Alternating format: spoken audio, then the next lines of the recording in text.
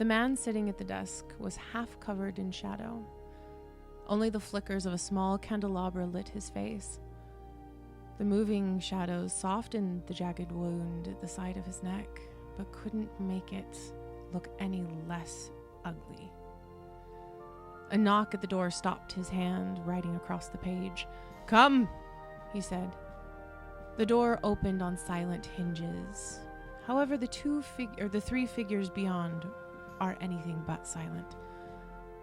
A man walks into the room, chains swinging from his belt. The armor hits the ground with the rough clunk, clunk with every step, while the great sword at his back peeks menacingly over his shoulders.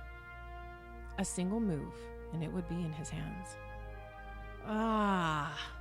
The man behind the desk stands. "Master of Blades, Mardinus. So good of you to come on such short notice. And you've brought your companions." Mardinus nods and says, "Titus?" His voice is very deep, short, and to the point. Behind him, stepping into the room, are 2 additional Hell Knights, dressed in similar armor, with only 2 chains hanging down from their left sides, signifying their high station in the order of the chain. "We received your message and came, as requested." He motions to the 2 people behind him. "Sandera and Adam, my best."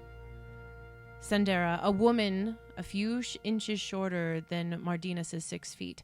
She has long features with a sloping jaw and high cheekbones, and she would be beautiful if it weren't for the massive scarring on her face in the form of 3 large claws marking her from eyebrow to chin.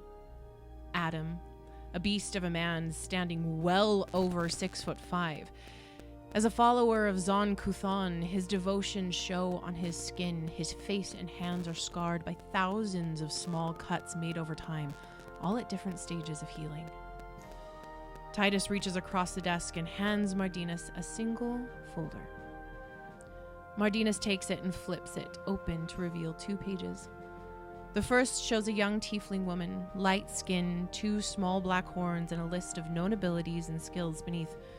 The second shows a portrait of a white-haired man, beautiful to see, dressed in common slave robes, eyes downcast. Mardinus hands the papers to Sandera, then turns back to Titus. "These are the runaway slaves. This one," he points to the young woman, "is dressed as a Hell Knight." A light voice pipes from the shadowed corner where he'd been lurking. "Yes, she is a Hell Knight. From this order, in fact." And out of the shadows comes a white-skinned, white-haired gnome, Kuthwaldwin.